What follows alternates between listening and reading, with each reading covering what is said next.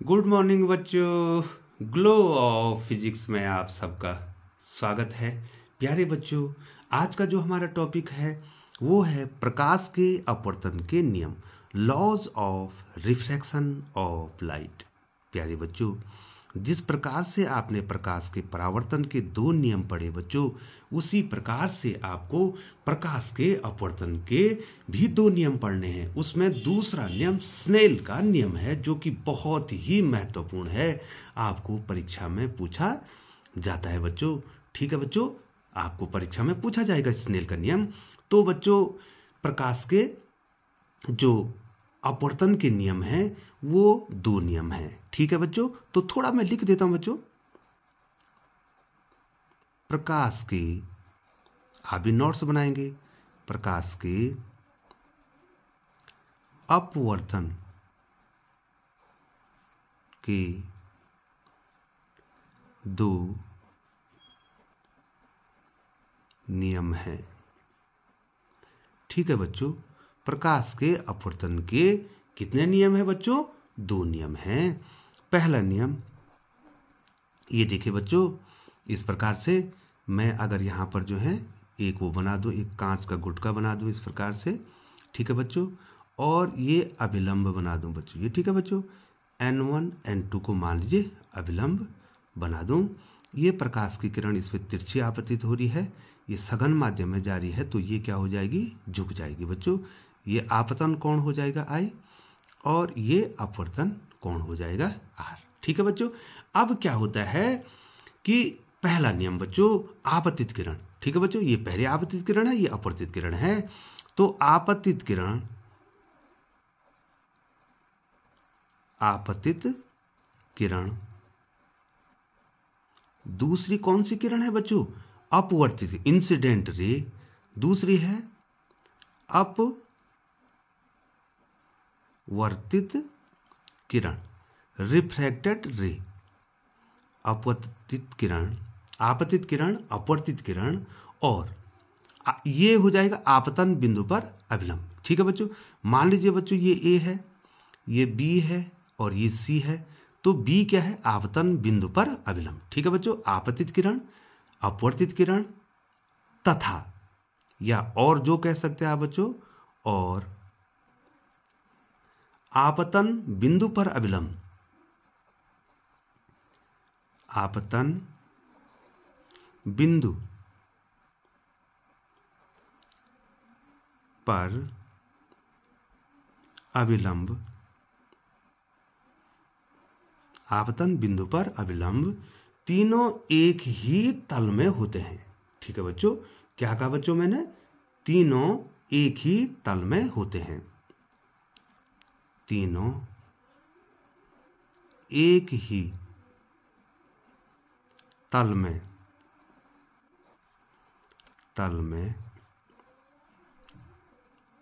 होते हैं।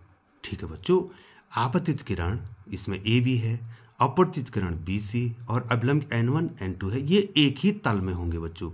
ठीक है, एक ही तल में मिलेंगे बच्चों, जो और यहाँ पर कहाँ पर मिलेंगे? आपतन बिंदु पर मिलेंगे। और दूसरा जो नियम है बच्चों, वो स्नेल का नियम है और बहुत ही इंपॉर्टेंट है। मैं बार बार आपको कर रहा हूं, जोर दे के कह रहा हूं बच्चों, दूसरा है स्नेल का नियम। स्नेल का नियम।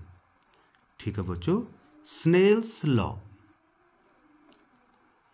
SNELLS, Snell's law. ठीक है बच्चों, अब ये स्नेल्स लॉ क्या कहता है बच्चों, और ये आपको एक नंबर में पूछा जाता है बच्चों। ठीक है बच्चों, पहले बच्चों आपको थोड़ा सा इसके नोट्स बनाते हैं बच्चों, और उसके बाद जो है मैं आपको इसको क्लियर कराता हूं बच्चों। ठीक है बच्चों, तो स्नेल का नियम क्या कहता है? किन्हीं दो माध्यमों के लिए, किन्हीं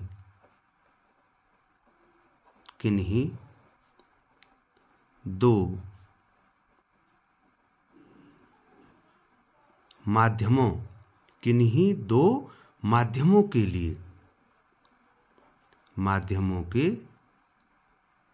लिए, एक निश्चित रंग, एक निश्चित रंग,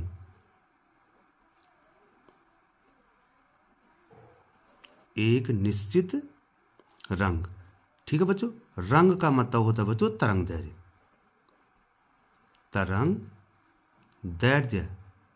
ठीक बच्चों, वेवलेंथ क्या होना है, किन्हीं दो माध्यमों के लिए एक निश्चित रंग या तरंग दैर्घ्य के लिए आपतन कोण का ज्या, आपतन कोण का या की ज्या, ज्या माने बच्चों होता है साइन, SIN साइन। ठीक है, का ज्या तथा अपवर्तन कोण, अपवर्तन कोण की ज्या या साइन के अनुपात या का अनुपात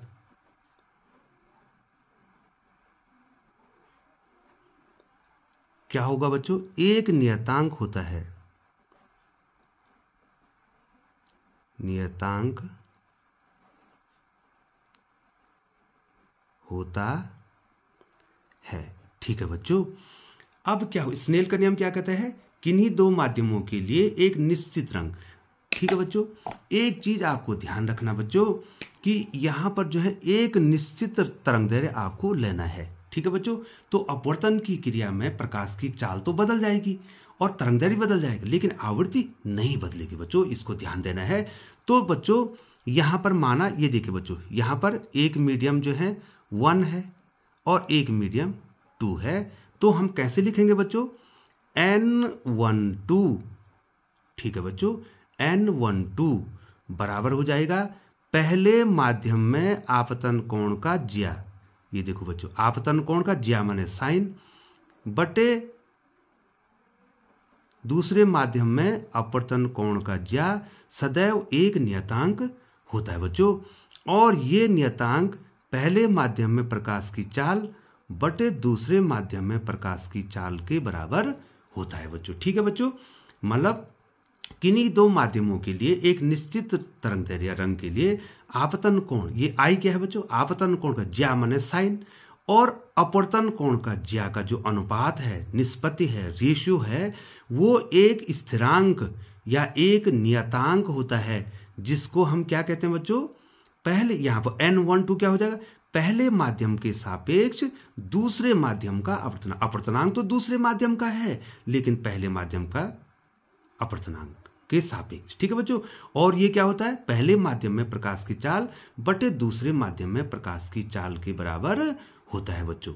ठीक है बच्चों, अब देखिए बच्चों, मैं आपको एक चीज लिखता हूं यहां पे, यहां पर अगर मैंने कहा NaG, ठीक है बच्चों, तो इसका अर्थ हुआ A माने हवा, A माने हवा या निर्वात, और G माने ग्लास, ग्लास माने क्या हुआ बच्चों, कांच हुआ। ठीक है बच्चों, तो क्या पढ़ेंगे, कांच का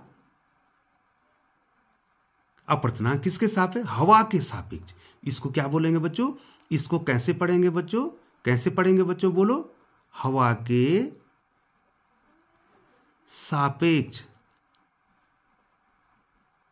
सापेक्ष किसका अपवर्तनांक, कांच का अपवर्तनांक। ठीक है बच्चों, और ये कैसा अपवर्तनांक होगा बच्चों, निरपेक्ष, हवा के सापेक्ष हमेशा क्या होगा, निरपेक्ष अपवर्तनांक, हवा के सापेक्ष या निर्वात के सापेक्ष हमेशा क्या होता है बच्चों, निरपेक्ष अपवर्तनांक होगा बच्चों। ठीक है बच्चों, ये देखिए बच्चों, अगर बच्चों मैं यहां पर जो है NaW कह दूंगा, तो W माने वाटर, तो पानी, हवा के सापेक्ष पानी का निरपेक्ष अपवर्तनांक वो हो जाएगा बच्चों। ठीक है बच्चों, अब देखिए बच्चों, यहां पर देखिए, और ये किसके बराबर होता है, मैंने पहले ही बताया था, ये देखो NaG बराबर क्या हो जाएगा बच्चों, पहले माध्यम में प्रकाश की चाल बटे दूसरे माध्यम में प्रकाश की चाल, और हवा में प्रकाश की चाल क्या होती है, सी, और बटे मान लीजिए कांच में प्रकाश की चाल क्या है, VG है। ये देखो बच्चों, ठीक है, ये हो जाएगा C बटे VG। C बटे क्या हो जाएगा बच्चों, VG। यहां VG क्या है, VG क्या है, कांच में प्रकाश की चाल, कांच में प्रकाश की चाल, ठीक है बच्चों, कांच में प्रकाश की चाल। अब बच्चों आपको एक प्रश्न ये पूछता हूं मैं, क्या इस अपवर्तनांक का कोई मात्रक होगा? होगा बच्चों, बताइए बच्चों, क्या इस n का कोई मात्रक होगा? उत्तर क्या दे रहे हैं बच्चों आप? नहीं, क्योंकि ये भी चाल है, ये भी चाल है। यहां भी मीटर प्रति सेकंड आएगा, यहां भी मीटर प्रति सेकंड आएगा, दोनों कट नहीं जाएंगे बच्चों। जब दो समान राशियों का अनुपात होता है तो उसका न कोई मात्रक होता है और न उसकी कोई बीमा होती है। आपने कक्षा 11 में विकृति पढ़ी है ना बच्चों, विकृति बराबर लंबाई में वृद्धि बटे प्रारंभिक लंबाई, तो उसका भी कोई मात्रक नहीं होता है, कोई बीमा नहीं होती है, ठीक है बच्चों। तो इस प्रकार से ये बीमाहीन राशि है। ये कैसी राशि है बच्चों, बीमाहीन, ठीक है। मात्रक नहीं होता, मात्रक इसका नहीं होता, समान राशियों का अनुपात है। दूसरा, बीमाहीन राशि है। कैसे बच्चों, बीमाहीन राशि है बच्चों, ठीक है बच्चों। अब बच्चों एक समस्या हमारे पास आ रही है और उसका निराकरण हम कर रहे हैं बच्चों। आपके कॉन्सेप्ट क्लियर होने हैं बच्चों इसमें। अब मान लीजिए प्रकाश जो है पानी, ऊपर पानी है और नीचे कांच है। ये देखो बच्चों, ऊपर क्या है, पानी है, न हवा नहीं है, निर्वात नहीं है, ऊपर पानी है और नीचे क्या है बच्चों, कांच है। अब क्या होगा बच्चों, ये देखिए अब क्या होगा। मान लीजिए जो है बच्चों यहां पर पहले मीडियम, जो पहला मीडियम ये है और दूसरा मीडियम ये है।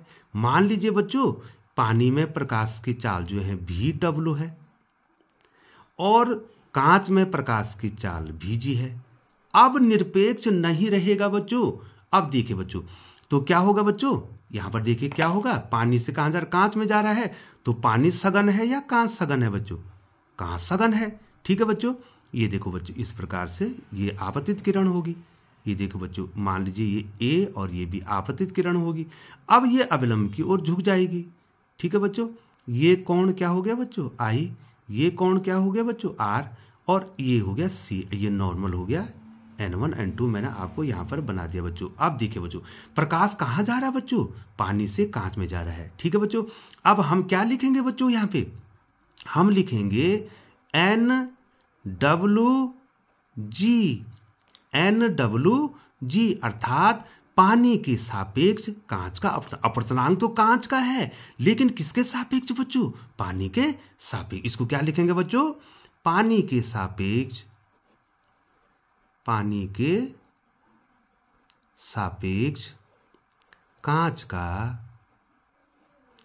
का अपवर्तनांक। क्या लिखेंगे बच्चों, पानी के सापेक्ष कांच का अपवर्तनांक।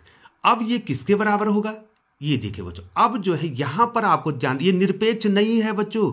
यहां पर NWG को हम लिखेंगे कांच का निरपेक्ष अपवर्तनांक, NAG,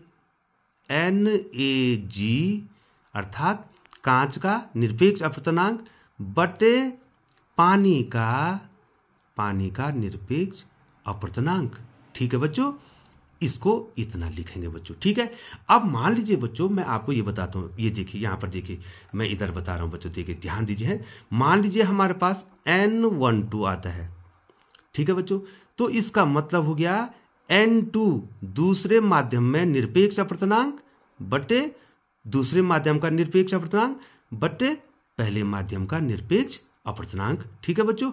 अब ये आता है बच्चों V1 और बटे V2 के बराबर, अर्थात पहले माध्यम में प्रकाश की चाल बटे दूसरे माध्यम में प्रकाश की चाल। लेकिन एक को मैंने क्या लिखा है W और 2 को क्या लिखा है G लिखा बच्चों।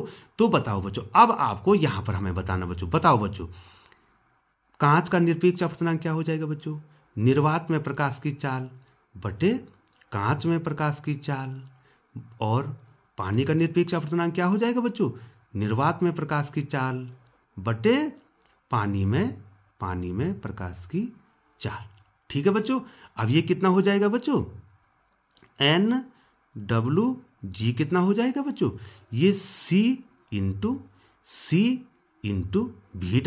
VW माने पानी में प्रकाश की चाल इंटू C इंटू VG। ठीक है बच्चों, ये C से C कैंसिल होगा, आया ना बच्चों। ये देखो पहला मीडियम क्या है, पानी है, पानी में प्रकाश की चाल बटे कांच में प्रकाश की चाल। ठीक है बच्चों। तो यहां पर हमने क्या प्रूव कर दिया बच्चों, यहां पर हमने क्या प्रूव कर दिया बच्चों, ये देखिए बच्चों, अगर आपके पास NWG आता है, NWG, तो इसका मतलब हो गया पानी के सापेक्ष कांच का अपवर्तनांक। अपवर्तनांक तो कांच का है, लेकिन किसके सापेक्ष है, पानी के सापेक्ष है। तो ये हो जाएगा बच्चों, क्या हो जाएगा बच्चों, NAG, ये लिखा है बच्चों NAG, अर्थात कांच का निरपेक्ष अपवर्तनांक बटे पानी का। यहां पर लिख दूं मैं बच्चों, कांच का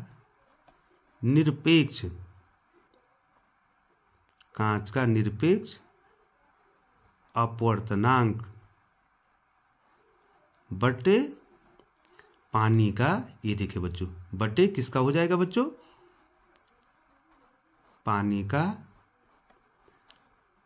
निरपेक्ष अपवर्तनांक। ठीक है बच्चों, ये देखो बच्चों, ठीक है। और ये किसके बराबर होता है बच्चों, ये मैंने यहां पर बता दिया बच्चों। ये देखो बच्चों, मैं आपको इसको क्लियर करा दूं तो कितना हो जाएगा, NWG बराबर कांच का निरपेक्ष अपवर्तनांक कितना हो जाएगा बच्चों, NAG, हवा के सापेक्ष कांच का अपवर्तनांक बटे पानी का क्या हो जाएगा बच्चों, NA और W। और ये किसके बराबर आया बच्चों, ये देखिए, ये किसके बराबर आया, पानी में प्रकाश की चाल और बटे कांच में प्रकाश की चाल। तो प्यारे बच्चों, मुझे पूरा विश्वास है कि आपको आ गया होगा बच्चों निरपेक्ष अपवर्तनांक। देखो बच्चों, यदि मैं कहूंगा आपको कि कांच का अपवर्तनांक, ठीक है बच्चों, मैंने एक चीज के, अब मैं यहां पे आपको लिए चलता हूं, थोड़ा सा यहां पर लिए चलता हूं आपको। ये देखिए बच्चों, मैंने कोई भी व्यक्ति आपको कहता है कि कांच का अपवर्तनांक, अगर एक जगह पर कह रखा है कांच का अपवर्तनांक, तो बच्चों कांच का अपवर्तनांक लिखो। तो क्या लिखेंगे, अगर कांच का अपवर्तनांक दिया होगा तो ये हवा के सापेक्ष होगा बच्चों, NAG। ये देखो बच्चों, क्या होगा कांच का अपवर्तनांक, NAG, अर्थात हवा के सापेक्ष कांच का, माने कांच का जो अपवर्तनांक है वो निरपेक्ष अपवर्तनांक है। अगर मैं पानी का कहूंगा, पानी का अपवर्तनांक, अगर मैं कहूंगा कि पानी का अपवर्तनांक क्या होगा, तो क्या हो जाएगा बच्चों, NaW, ये भी निरपेक्ष होगा बच्चों। लेकिन अगर मैं कहूंगा कि NWG, अब ये निरपेक्ष नहीं है बच्चों, अब ये निरपेक्ष नहीं है, क्योंकि पानी के सापेक्ष कांच का अपवर्तनांक है, इसको निरपेक्ष अपवर्तनांक अब नहीं कहेंगे। लेकिन अगर सामान्य तौर पे कांच का अपवर्तनांक कहेंगे तो NAG पढ़ा जाता है, अर्थात ये क्या है, कांच का निरपेक्ष अपवर्तनांक है। किसके सापेक्ष है, ये हवा के सापेक्ष। अगर मैं पानी का अपवर्तनांक कहूंगा तो बच्चों ये भी क्या है, निरपेक्ष अपवर्तनांक है। तो प्यारे बच्चों, पूरी आशा करता हूं कि बच्चों आपको ये आ गया होगा। तो बच्चों, अपवर्तन का मूल कारण क्या है, अपवर्तन बताइए बच्चों, आपसे प्रश्न पूछा जा रहा है, बताइए बच्चों अपवर्तन का मूल कारण क्या है। अपवर्तन का मूल कारण है बच्चों कि प्रकाश की चाल का एक माध्यम से दूसरे माध्यम में अलग हो जाना बच्चों। जब प्रकाश क्या होता है, विरल माध्यम से सघन माध्यम में जाता है तो विरल माध्यम में प्रकाश की चाल ज्यादा रहती है और सघन माध्यम में कम हो जाती है बच्चों। इसका उल्टा यदि प्रकाश सघन माध्यम से विरल माध्यम में जाता है तो सघन माध्यम में प्रकाश की चाल कम होती है और विरल में बढ़ जाती है, इसलिए वो अविलंब से दूर हट जाता है बच्चों। तो प्रकाश के अपवर्तन का मूल कारण है कि भिन्न भिन्न माध्यमों में प्रकाश की चाल का भिन्न भिन्न होना बच्चों। ठीक है बच्चों। और स्नेल के नियम में आपको आ गया बच्चों, स्नेल का नियम आ गया आपको। स्नेल का नियम क्या है? किन्हीं दो माध्यमों के लिए एक निश्चित रंग या तरंगदैर्घ्य के लिए जो आपतन कोण का ज्या है, साइन है, और अपवर्तन कोण का जो, ये देखिए बच्चों, आपतन कोण का, ये देखो बच्चों, आपतन कोण, ये N12 पहला मीडियम और दूसरा मीडियम हो गया। आपतन कोण, आई आपतन कोण है ना बच्चों, ज्या माने साइन, और अपवर्तन कोण का जो ज्या है उसका मान सदैव नियत रहता है, जिसको पहले माध्यम के सापेक्ष दूसरे माध्यम का अपवर्तनांक कहते हैं। और यही अपवर्तनांक दोनों माध्यमों में प्रकाश की चाल का अनुपात होता है बच्चों। तो प्यारे बच्चों, यदि आप चैनल पर बने हुए हैं तो आप चैनल को सब्सक्राइब कर दें और बेल आइकन को प्रेस करते हुए नोटिफिकेशन ऑन कर दें, ताकि समय समय पर ग्लो ऑफ फिजिक्स के द्वारा आपको उपयोगी वीडियो मिलती रहे। प्यारे बच्चों, चैनल पर बने रहने के लिए आपका बहुत बहुत धन्यवाद और आभार, और मिलते हैं आपसे दूसरी वीडियो तक। तब तक आपको इंतजार करनी पड़ेगी, और आप अपना ध्यान रखिए बच्चों, और आप जो है पढ़ाई कीजिए, क्योंकि आपकी बोर्ड की परीक्षा आने वाली है बच्चों। पुनः जो है चैनल पर बने रहने के लिए आपका बहुत बहुत धन्यवाद और आभार।